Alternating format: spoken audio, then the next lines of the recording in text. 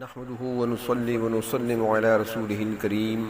أما بعد فأعوذ بالله من الشيطان الرجيم بسم الله الرحمن الرحيم كذلك نقص عليك من أنباء ما قد سبق وقد آتيناك من لدنا ذكرا من أعرض عنه فإنه يحمل يوم القيامة وزرا خالدين فيه وساء لهم يوم القيامة حملا يوم ينفخ في الصور ونحشر المجرمين يومئذ زرقا يتخافتون بينهم إن لبثتم إلا عشرا نحن أعلم بما يقولون إذ يقول أمثلهم طريقة إن لبثتم إلا يوما صدق الله مولانا العظيم اللهم صل على سيدنا محمد وعلى آل سيدنا محمد وبارك وسلم سورۃ طٰہٰ کی آیت نمبر 99 تا آیت نمبر 104۔ اللہ رب العزت نے قرآن حکیم کی مختلف صورتوں میں سابقہ اقوام کی سرکشی کے حالات بیان فرمائے ہیں۔ اس قسم کے حالات بیان فرما کر نبی اکرم صلی اللہ علیہ وسلم اور آپ صلی اللہ علیہ وسلم کے پیروکاروں کو آگاہ کیا ہے کہ وہ سرکش لوگوں کے خلاف اپنے مشن کو جاری رکھیں، اور ساتھ یہ بھی بتلایا کہ ان کے انجام سے نصیحت بھی پکڑیں کہ کہیں ان کے نقش قدم پر چل کر یہ بھی ناکامی کا منہ نہ دیکھیں، اور جو سابقہ اقوام کے حالات ہیں انہیں درست طرح سے جاننا اور صحیح طریقے سے معلوم کرنا اللہ رب العزت کی طرف سے نازل کردہ وحی کے بغیر ممکن نہیں ہے، اور وحی نازل ہوتی ہے انبیاء علیہ السلام پر۔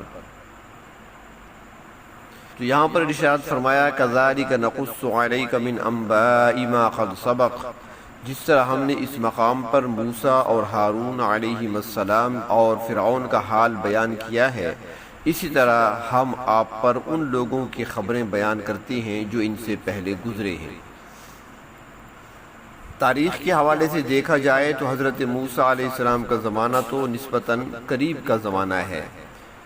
اور فرمایا کہ ہم تو اس سے پہلی اقوام کا حال بھی بیان کرتے ہیں کہ ان کو کس طریقے سے اللہ کے پیغمبر دعوت دیتے رہے اور ان تک اللہ کا پیغام پہنچاتے رہے، اور پھر انہوں نے اس کا کیا جواب دیا، اور پھر جب وہ نافرمانی کرتے رہے تو پھر ان کا حشر کیا ہوا اور ان کا انجام کیا ہوا۔ تو اس قسم کے واقعات کا بیان کرنا در حقیقت ایک معجزہ ہے۔ تو اللہ تعالیٰ فرماتے ہیں کہ جس طرح ہم نے یہ واقعات آپ کو ٹھیک ٹھیک پہنچائے ہیں، اسی طرح ان سے پہلے لوگوں کا حال بھی ہم بیان کرتے ہیں۔ پھر قرآن حکیم کی حقانیت کا ذکر کرتے ہوئے فرمایا وَقَدْ آتَيْنَاكَ مِن لَّدُنَّا ذِكْرًا، اور البتہ تحقیق ہم نے دیا ہے آپ کو اپنی طرف سے ایک نصیحت نامہ۔ اس نصیحت نامہ سے مراد قرآن پاک ہے۔ قرآن پاک کے مختلف نام ہیں، مثلا اسے قرآن بھی کہا گیا، اسے فرقان بھی کہا گیا، اسے ہدایت بھی کہا گیا، اسے نور بھی کہا گیا، اسے تذکرہ بھی کہا گیا، اس طرح کے اور نام بھی ہیں۔ تو ان میں سے ایک نام ذکر بھی ہے۔ تو قرآن پاک ایک عظیم نصیحت نامہ ہے جس کی نصیحت آموز باتوں پر عمل کر کے اور اس کے اصول اور قوانین پر عمل کرتے ہوئے انسان دنیا اور آخرت میں فلاح اور کامیابی حاصل کر سکتے ہیں۔ یہ ایسی کتاب ہے کہ اس کے اندر عبرت آموز واقعات ہیں، اس میں تاریخی حقائق بھی ہیں، اس میں عالم بالا کے حالات بھی ہیں، اللہ رب العزت کی ذات و صفات کا بیان بھی ہے، تمام انبیاء کرام علیہ السلام کی شریعتوں اور اس کے علاوہ بھی بہت ساری باتوں کا ذکر ہے۔ تو اس لحاظ سے یہ سب سے بڑا نصیحت نامہ ہے۔ ارشاد فرمایا من اعرض عنہ، جس نے قرآن حکیم جیسے نصیحت نامے سے روگردانی کی، اس کی تکذیب کی یا اس کو زندگی کا لائے عمل نہ بنایا، فَإِنَّهُ يَحْمِلُ يَوْمَ الْقِيَامَةِ وِزْرًا، بے شک ایسا شخص قیامت کے دن بوجھ اٹھائے گا۔ جس شخص نے اللہ کے اس آخری پیغام سے فائدہ نہ اٹھایا اور وہ کفر، شرک اور نافرمانی میں اور گناہوں میں مبتلا رہا،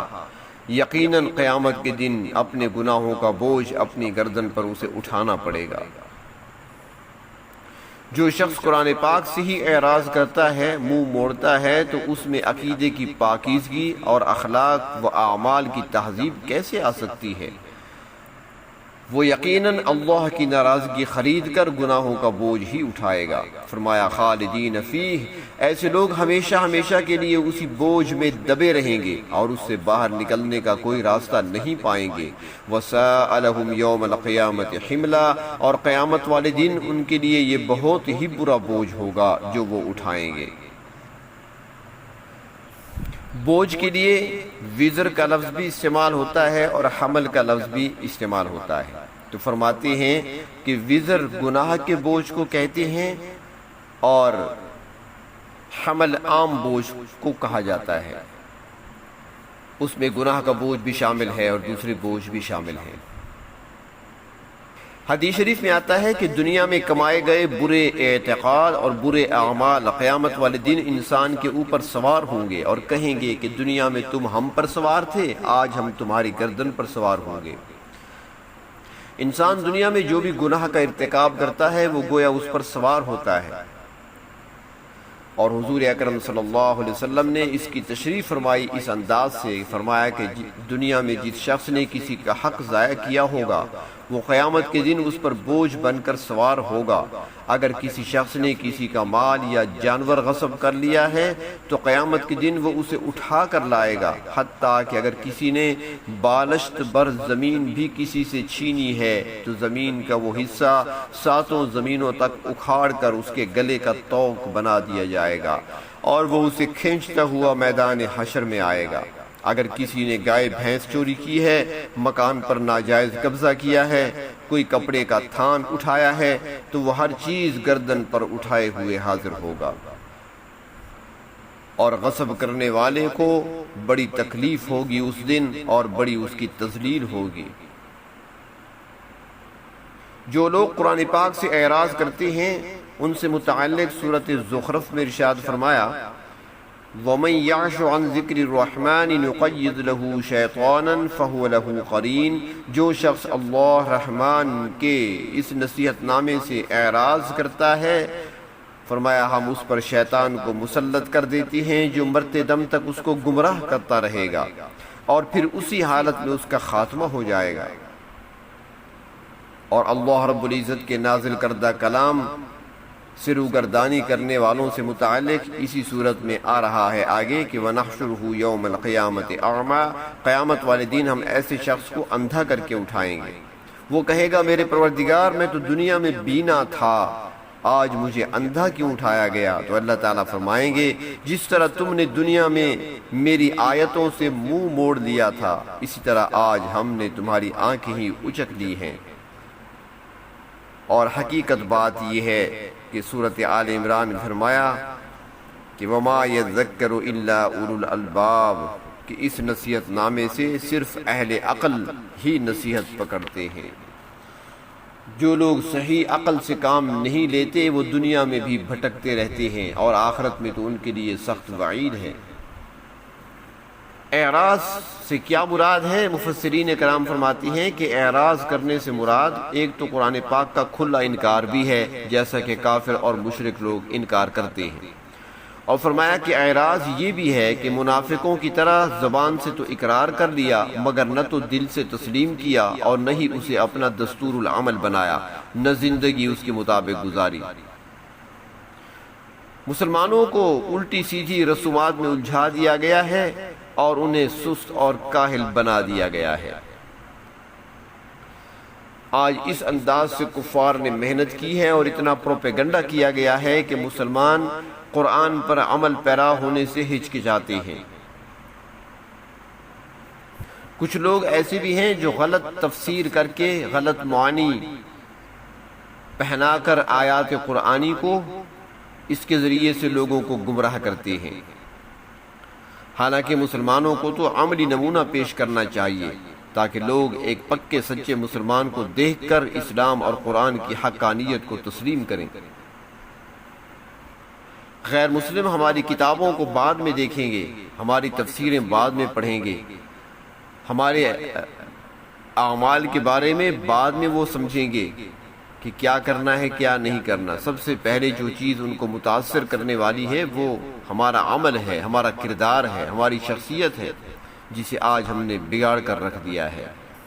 اور اگر ایک مسلمان کے شرک، بدعات اور اس کی نافرمانیوں اور گناہوں کو دیکھ کر کوئی شخص اسلام اور قرآن سے متنفر ہوتا ہے تو اس کا وبال ایسے شخص پر ہوگا اور وہ قرآن سے اعراض کرنے کا مجرم سمجھا جائے گا۔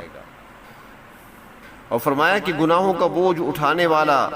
موقع اس دن آئے گا، یوم ینفخ فی الصور، جس دن سور میں پھونکا جائے گا، یعنی جب قیامت کا بگل بجے گا اور محاسبے کا عمل شروع ہوگا تو اس دن گناہ گاروں کو اپنے گناہوں کا بوجھ اٹھانے پڑے گا۔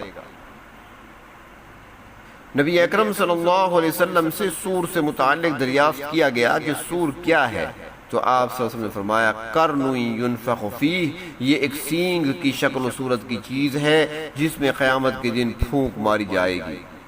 اس سینگ کا باریک حصہ حضرت اسرافیل علیہ السلام نے منہ میں لے رکھا ہے اور منتظر ہے رب تعالیٰ کے حکم کا کہ کب اللہ کا حکم ہو تو وہ اس میں پھونک مارے۔ حدیث شریف میں یہ بھی آتا ہے کہ سور میں 2 دفعہ پھونکا جائے گا۔ پہلی دفعہ پھونکنے سے کائنات کی ہر چیز فنا ہو جائے گی، کچھ بھی باقی نہیں رہے گا، اور دوسری مرتبہ پھونکا جائے گا تو تمام لوگ حساب کتاب کی منزل کے لیے اٹھ کھڑے ہوں گے۔ جب پہلی بار پھونک ماری جائے گی تو وہ اتنی خوفناک آواز ہوگی کہ چاند، سورج، ستارے اپنا نور کھو بیٹھیں گے اور ٹوٹ کر ریزہ ریزہ ہو جائیں گے، آسمان گر پڑیں گے، زمین پھٹ پڑے گی، پہاڑ اڑنے لگ جائیں گے۔ تو فرمایا کہ یہ اس دن کی بات بیان ہو رہی ہے جس دن سور میں پھونکا جائے گا۔ وَنَحْشُرُ الْمُجْرِمِينَ يَوْمَئِذٍ زُرْقًا، اور اس دن ہم مجرموں کو نیلگوں آنکھوں کے ساتھ اٹھا کر کھڑا کریں گے۔ نیلگوں آنکھوں والے یعنی نہایت ہی بد شکل صورت میں اٹھیں گے۔ قرآن حکیم عربی زبان میں نازل ہو رہا تھا اور اس کے پہلے مخاطب عرب کے لوگ ہی تھے۔ رومی لوگوں کی آنکھیں ایسی ہوتی ہیں اکثر، اور عرب لوگ ان سے نفرت کرتے تھے کیونکہ وہ اسے عیب سمجھتے تھے۔ بعض حضرات یہ بھی فرماتے ہیں کہ زرقاء سے مراد یہاں پر اندھے ہیں، یعنی ایسے لوگوں کو اندھا کر کے اٹھایا جائے گا۔ اور بعض کہتے ہیں کہ نہیں، آنکھیں تو ہوں گی مگر عیبناک ہوں گی اور ایسی بدنما ہوں گی کہ ان کو دیکھنے سے نفرت پیدا ہوگی۔ فرمایا ان نیلگوں آنکھوں والے مجرموں کی حالت یہ ہوگی، یتخافتون بینہم، وہ آپس میں سرگوشی کریں گے، ان لبثتم الا عشرا، کہ تم نہیں ٹھہرے دنیا میں یا برزخ میں مگر صرف 10 دن۔ اس سے دنیا اور برزخ دونوں بھی مراد ہو سکتی ہیں کہ یہ ساری طوالت 10 دن سے زیادہ نہیں تھی۔ جب انہیں اگلی دنیا کی طویل مسافت نظر آئے گی تو اس دنیا کی زندگی برزخی زندگی سمیت بہت تھوڑی نظر آئے گی، اسی لیے آپس میں کہیں گے کہ ہم تو دنیا میں صرف 1 ہفتہ یا 10 دن ہی ٹھہرے رہے ہیں۔ مگر اللہ رب العزت نے فرمایا نحن اعلم بما یقولون، ہم خوب جانتے ہیں جو کچھ یہ لوگ کہیں گے۔ فرمایا یہ تو 10 دن کی بات کرتے ہیں، اذ یقول امثلهم طریقا، ان میں سے بہتر طریقے والا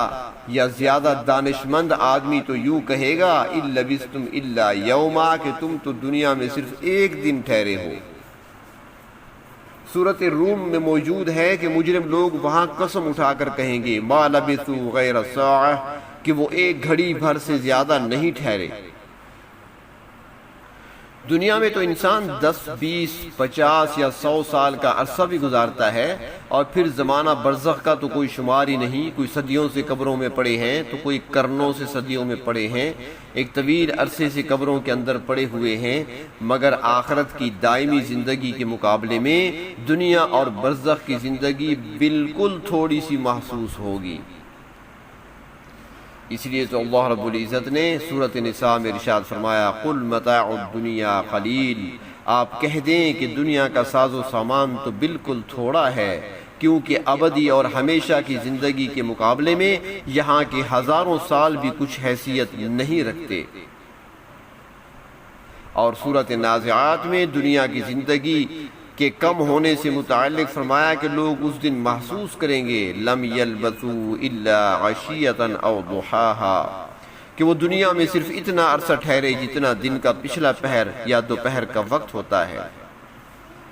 قیامت والے دن یہ زندگی اپنے تمام تر لوازمات سمیت اتنی مختصر سی نظر آئے گی، اتنی قلیل نظر آئے گی، اتنی قلیل کے لیے آج اتنی محنت کی جا رہی ہے، سب کچھ بنایا جا رہا ہے، اور اس زندگی کو بھلا بیٹھے ہیں جس نے ختم نہیں ہونا، جس کا اختتام نہیں ہے۔ وہ زندگی بھی ہمیشہ ہمیشہ کی ہے اور وہاں کی نعمتیں بھی ہمیشہ کی ہیں۔ اللہ نہ کرے جن کو سزا ملے گی تو وہ سزا بھی ہمیشہ کی ہے۔ اللہ رب العزت اپنی سزاؤں سے ہمیں محفوظ رکھیں، عذابوں سے محفوظ رکھیں، اور اپنے نیکوکار بندوں میں شامل فرمائیں۔ وآخر دعوانا ان الحمد للہ رب العالمین۔